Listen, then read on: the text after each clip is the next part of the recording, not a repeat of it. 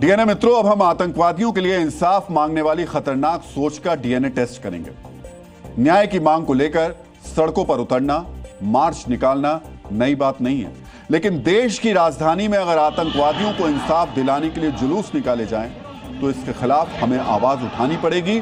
और इसके लिए आज हम सबसे पहले आपको दिल्ली में आज की ये तस्वीर दिखाना चाहते हैं। इस वक्त आप मेरी बाईं ओर जो तस्वीरें देख रहे हैं वो बाटला हाउस से आई हैं। ये तस्वीरें आज हर भारतीय को देखनी चाहिए और सचेत होना चाहिए कि कैसे हमारे ही देश में एक ऐसी जमात मजबूत हो रही है जो आतंकवादियों का महिमा मंडन करती है। हम बार बार कह रहे हैं ये सोच बहुत खतरनाक है, इसलिए आज आप इन तस्वीरों के पीछे एक्टिव नफरती और कट्टरपंथी सोच को देखिए और समझिए। बाटला हाउस के करीब जामिया मिलिया इस्लामिया में आज एक जुलूस निकालने की कोशिश हुई। वामपंथी छात्र संगठन आयसा के बैनर तले ये जुलूस निकाला जा रहा था। जुलूस में शामिल लोग बाटला हाउस एनकाउंटर में मारे गए आतंकवादियों के लिए इंसाफ मांग रहे थे। बिल्कुल सही सुना आपने। दिल्ली की सड़कों पर आतंकवादियों के लिए इंसाफ की मांग की जा रही थी। उन आतंकवादियों के लिए जिनकी गोली से दिल्ली पुलिस के इंस्पेक्टर मोहन चंद शर्मा की जान गई थी, लेकिन उनके लिए कोई दर्द नहीं है।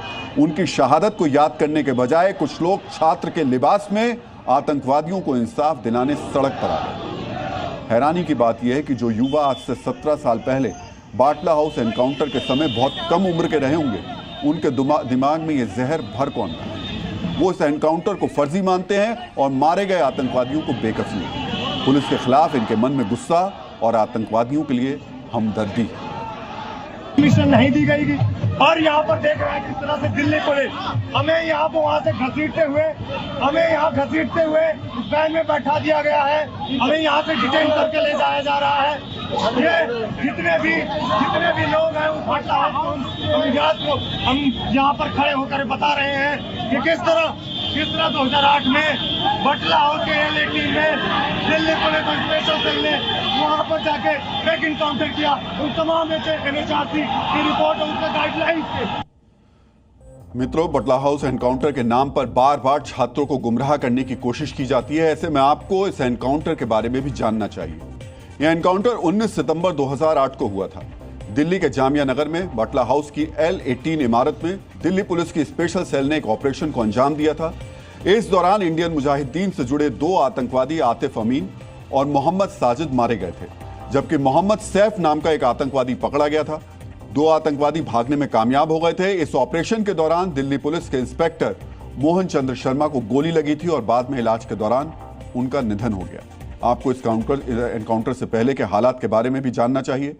एनकाउंटर से 6 दिन पहले यानी 13 सितंबर 2008 को दिल्ली में सिलसिलेवार बम धमाके हुए थे। इन बम धमाकों में 30 से ज्यादा लोग मारे गए थे, जबकि 100 से ज्यादा घायल हुए थे। इन्हीं बम धमाकों की जांच के सिलसिले में पुलिस को L18 में छिपे आतंकवादियों के बारे में पता चला था और इसके बाद की पुलिस ने सुबह के समय फ्लैट पर छापा मारा। पुलिस को फ्लैट की तलाशी में गोला बारूद और विस्फोटक भी मिले, लेकिन एनकाउंटर होते ही इसको लेकर हंगामा मच गया। कुछ नेताओं और कुछ कथित सामाजिक कार्यकर्ताओं ने इसे फर्जी एनकाउंटर बताया, इसे मुस्लिम विरोधी कार्रवाई के रूप में प्रचारित किया। एनकाउंटर की जांच की मांग की गई और हाईकोर्ट से लेकर सुप्रीम कोर्ट तक में इसके खिलाफ याचिकाएं दायर की गई। मानवाधिकार आयोग से भी शिकायत की गई, लेकिन राष्ट्रीय मानवाधिकार आयोग ने जुलाई 2009 में दिल्ली हाईकोर्ट में सौंपी गई अपनी रिपोर्ट में साफ कर दिया कि किसी के मानवाधिकार का उल्लंघन नहीं हुआ। जहां इंस्पेक्टर मोहन चंद शर्मा और दिल्ली पुलिस की तारीफ की जानी चाहिए थी, वहां उन पर सवाल उठाए गए।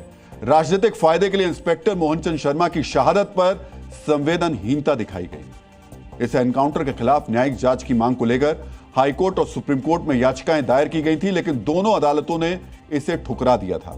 मार्च 2021 में ट्रायल कोर्ट ने बाटला हाउस एनकाउंटर के दौरान फरार एक आतंकी आरिज खान को इंस्पेक्टर मोहन चंद शर्मा के हत्या के लिए दोषी ठहराते हुए मौत की सजा सुनाई।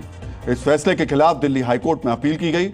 2023 में हाईकोर्ट ने आरिज खान की सजा को सही ठहराया, लेकिन मौत की सजा को उम्र कैद में बदल दिया। हमारे देश में ऐसे लोग और संगठन एक्टिव हैं जो आतंकवादियों को कानूनी मदद भी देते हैं, लेकिन ये तो वो लोग हैं जो खुलेआम सड़कों पर अब उतर आए।